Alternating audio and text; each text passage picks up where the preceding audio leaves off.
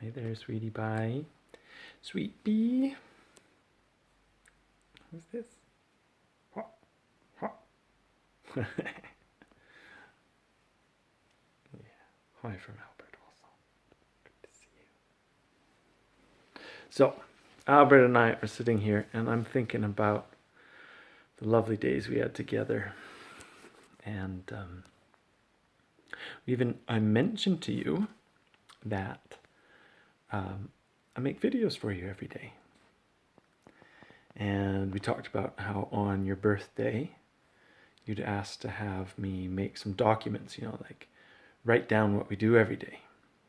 You sort of asked for a big, big book. And you said it would have to be one of the biggest books in the world so I could write down all the things that we do. And I told you that I actually make these videos every day. And we chatted about that, how it's nice that you can see things.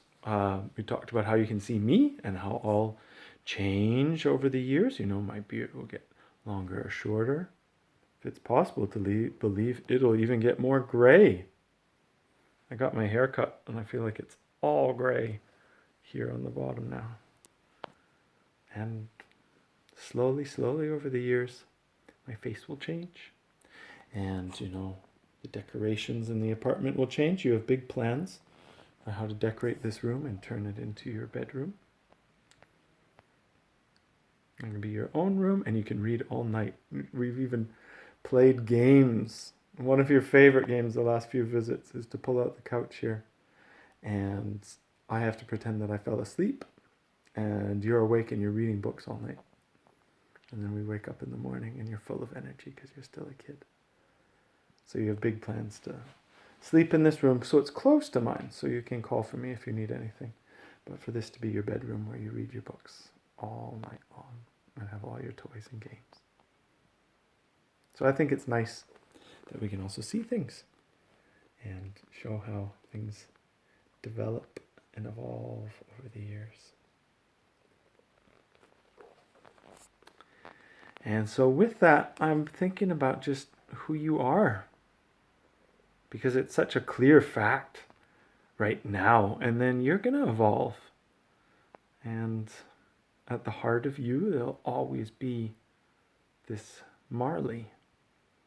And somewhere around the sides and edges, there'll be new things. And so I was thinking, what is at the core of Marlie? And I can take some guesses now, and we'll see as the years go by. The core Marlie, you're very kind and caring. You take such sweet care of all of your different Bamse and Dukke. And I think you're really sweet when you meet other kids, especially when you meet younger kids. You really, really take care of them. One of your favorite games to play with Chloe, you like to play that you're her mom. Because she's doing pretty crazy things.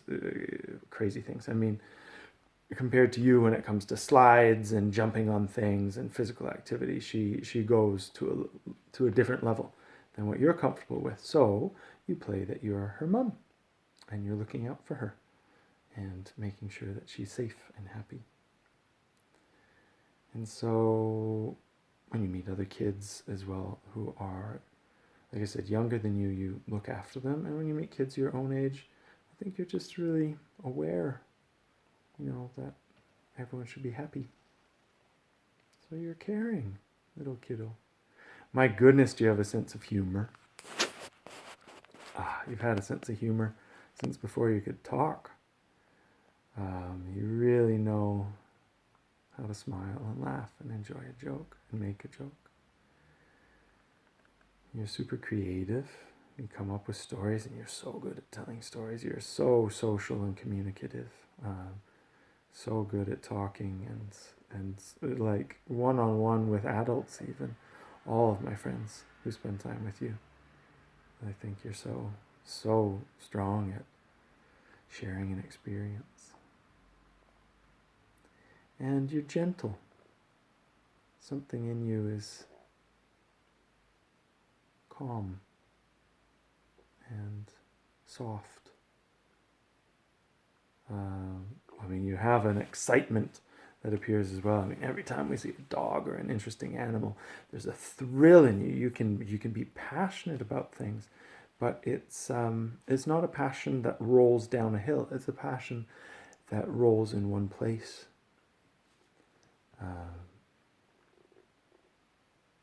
You're gentle. You're soft.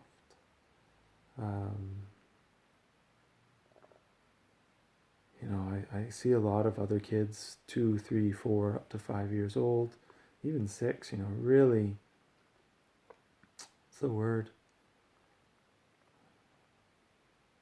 Well, in English, I guess we call it tantrums. These emotional tornadoes can take over so many children. It's very natural. And your emotions are a gentle, delicate space. They're an internal space. They're not an overwhelming the world space. And they're there and they're clear and you're so aware of them. And we connect deep inside them and you communicate them so well and you can sense them and you feel them and you share them with me. But they're internal. They're not rolling over the world external. So that's what I mean with the word gentle. You're very aware. When it's about this of emotions, you really sense a room. And when it's just about the world and seeing things, my goodness, you pick up every little detail. And about your memory, it's astonishing. You remember conversations from a year to 2 years ago. You remember events from 2.5 years ago. You're so uppmärksam. You're so attentive. It's amazing to see just how much you process the world around you and how much it means to you. You really sense and absorb your surroundings. Lots of kids on playgrounds, they're wild. You have fun. You're playful. Wild is a step I don't see you go to. You know how to just take a thrill in a game or a swing or some sort of rollelei, some sort of game we're playing. You really liked recently playing Gemmedur and hiding in bushes and hiding behind plants. And you love your Lübesukel and the passion you can get running on that. But it's playful.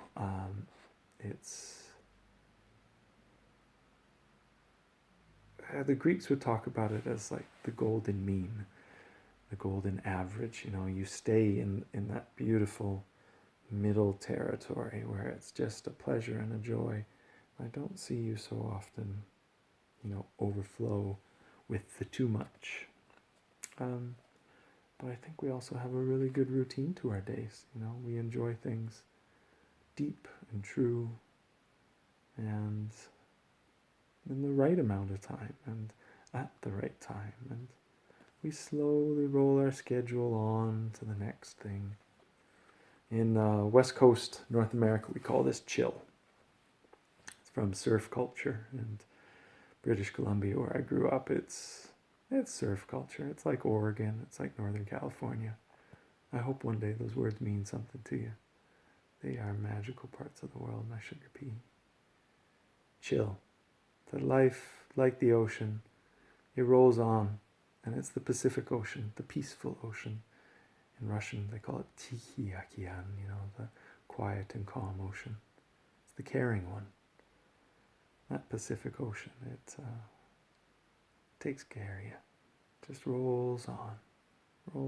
Good weather's always coming. And so you can be chill. Life will look out for you. I think you're chill, Marlie. You feel things. You take pleasure and experience and do mac the things around you. You sense them. And I think you chill.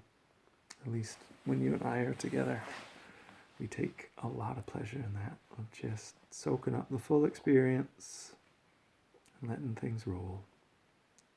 On to the next, on to the next. So, yeah.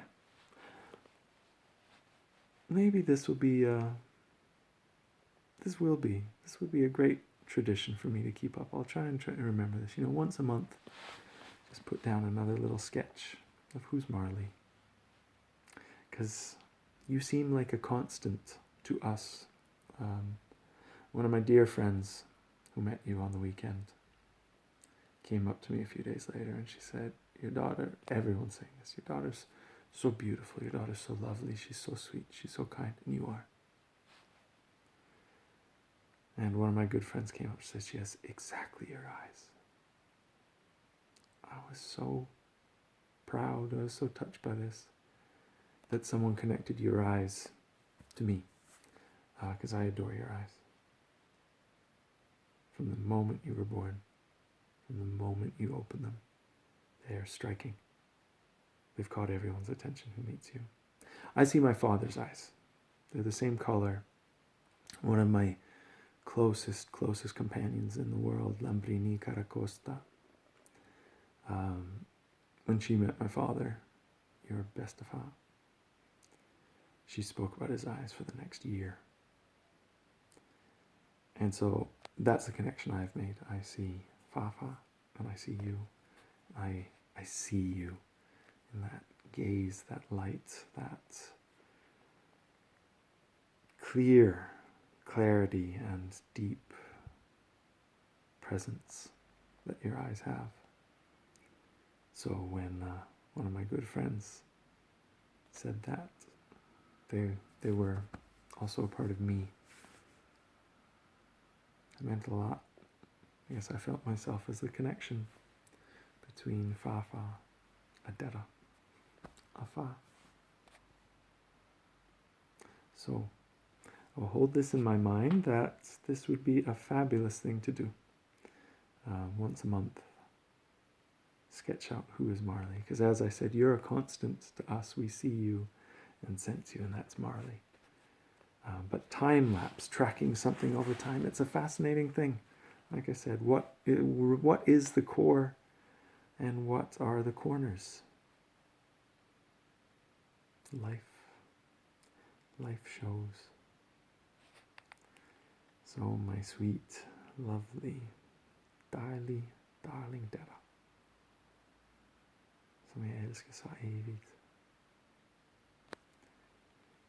As I started the video with, this seems to be the best big book I can make. Just tracking each day, things we did, who we are, who you are. I think it's a great way to hold on to these days and moments, and we'll do this, and once a month or so I'll try and make that sketch.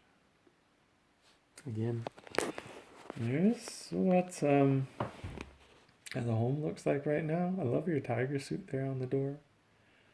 Your blue monster suit is also inside in the bedroom.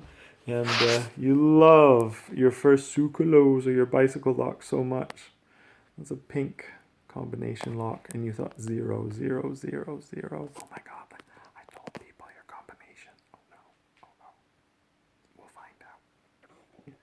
Bicycle thieves. She's just a kid, don't take her bike. You love the combination right now, 0, 0, 0, 0. Which is so funny. I had a theater company, and we called it Theater Cipher. Cipher is a really cool concept. Cipher is a 0. Cipher is an object that holds a place. And it stands there, and it has meaning, but it has whatever meaning you put in it. Examples of ciphers would be like tarot cards, or angel cards, or sometimes there's these, what are they, sort of like, they're like cards but kind of chips you can draw out of a bag, and it will reflect on, what's your mood today, what do you want. Some people do it with the dictionary. They open the dictionary and just point at a word, and that's the word for the day. It's a good example, actually, is were you fated to open the book to that one page and find that one word today? Probably not. The chances are very butterfly effect chaos theory, minimal. That's the word that your soul strove after today. But on the other hand, it is the word that's in front of you today, and it's full of meaning. So a cipher is, on one hand, nothing. It's just chance. It's just dumb luck. But on the other hand, it's full of meaning, and you can, if you wish, take meaning from it. So I liked that. We called the theater company Theater Cipher because I think that's what theater does. Is this the great meaning of the universe? It surely isn't. We're just flawed humans making it. But sometimes when you make something that matters to you, when you say something that matters to you, there are people watching who it matters to also, and they take the meaning they need, the meaning they desire and chase after from that statement. So there's connection. And so this is a long, long thing that will not make sense till you're like 25. But hey, these videos will be here when you're 25. Right now, your favorite numbers are 0, 0, 0, 0. And you think it's the coolest combination for your lock. And it tickles my soul that you want a cipher. You want something that is a number, but it's a number that is, I love the shape of it. It's full, but it's empty. It can be full of meaning, but it's the meaning that you take. It's the meaning that you find.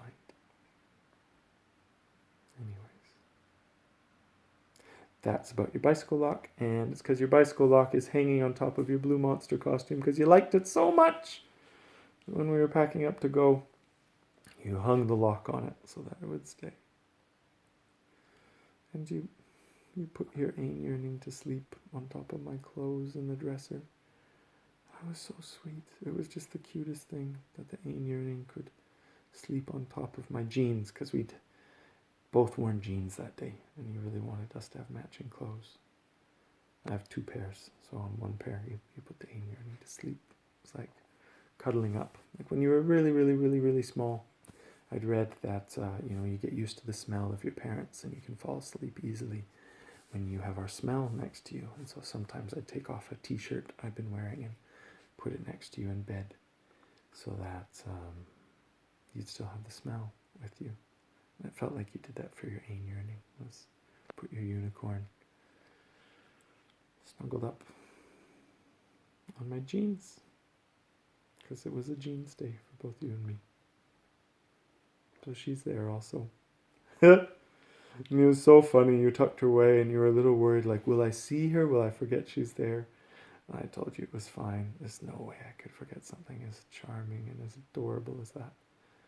That even before you leave, you're making sure all your animals are happy and in contact with me. And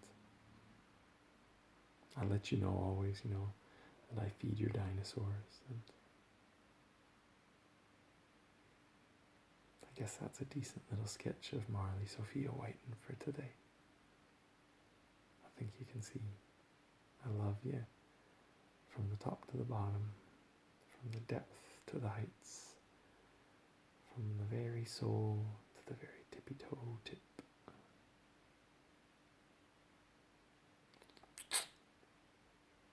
See you soon, sugar pea.